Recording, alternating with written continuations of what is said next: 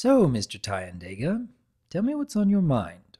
Well, I think recently I've bitten off a bit more than I can chew, so to speak. It started off with volunteering to help out with a project, then giving my assistance to another, and so on and so forth until I realized that I just can't keep up with the pace I'm going, and I can't meet the deadlines that I've promised to make. I see. And how long has this been going on? Well, I've always tried to keep myself busy. It's boring having nothing to do, so I've always made sure I've had something going on that I can work on and spend my time doing. However, it's only really been since I've been making videos and taking part in the community that I've been unable to keep up with the new pace. I suppose since you began making MLP-related content that you've been getting more attention than what you're used to? Not just from your audience, but from other YouTubers who want to collaborate with you? No question, it's actually been a little overwhelming. Honestly, the attention is nice, and the fact that many other video makers in the community have asked to collaborate is extremely humbling. But with all the opportunities, it becomes really tricky to say yes to everyone without letting people down. Ah, yes. I've had quite a bit of experience with those same concerns. I certainly never expected my channel to get anywhere when I was first starting out, and now my videos are getting thousands of views every day, along with at least a dozen new people requesting collaboration projects every month. I've had a very difficult time keeping up with all that attention, though I will say that I wouldn't trade what I have now compared to what I had back before my channel got started. True, everyday life was a lot more predictable and thus easier to manage, and there are times when I wish things could slow down just a tad so I can catch my breath.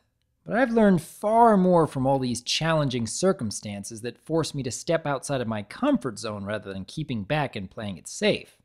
Question is, are you learning anything from all these extra projects you're taking on, even if you have trouble keeping up with them at times?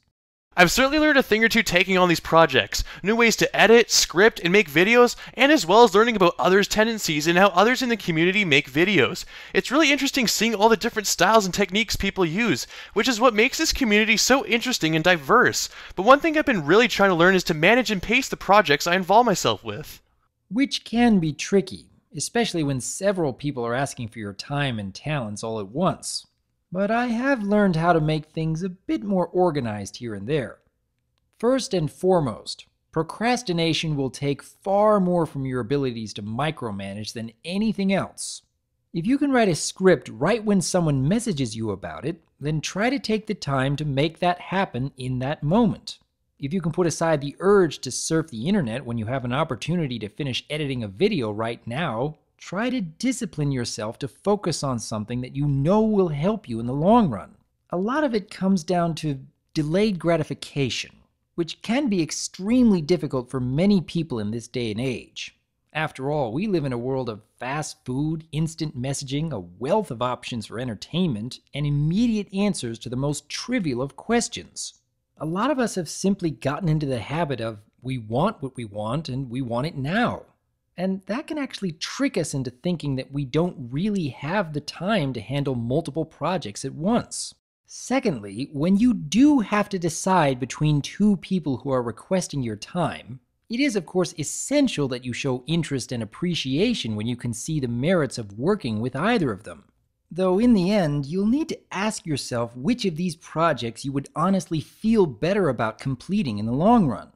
Who among all your collaborators would you want to work with most for a second time, a third time, and so on and so forth?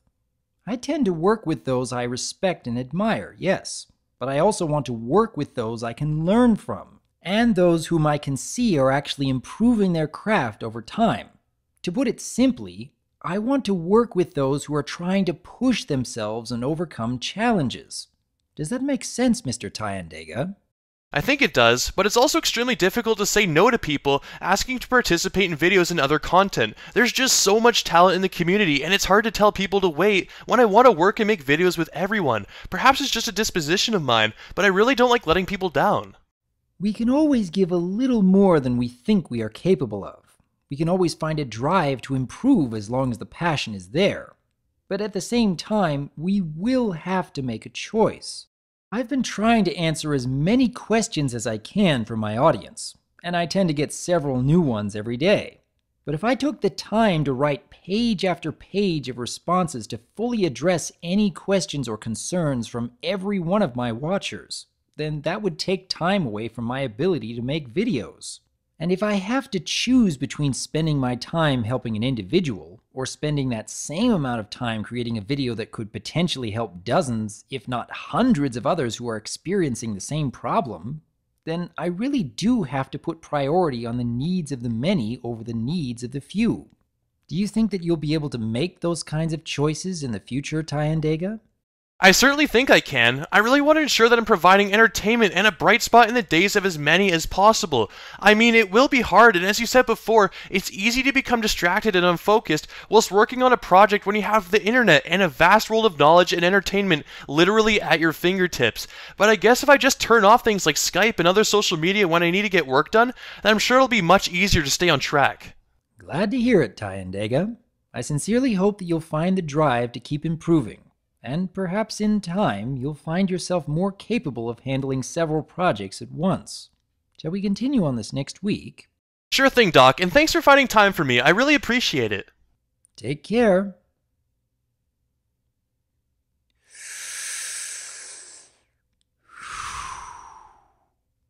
It's good to be helping.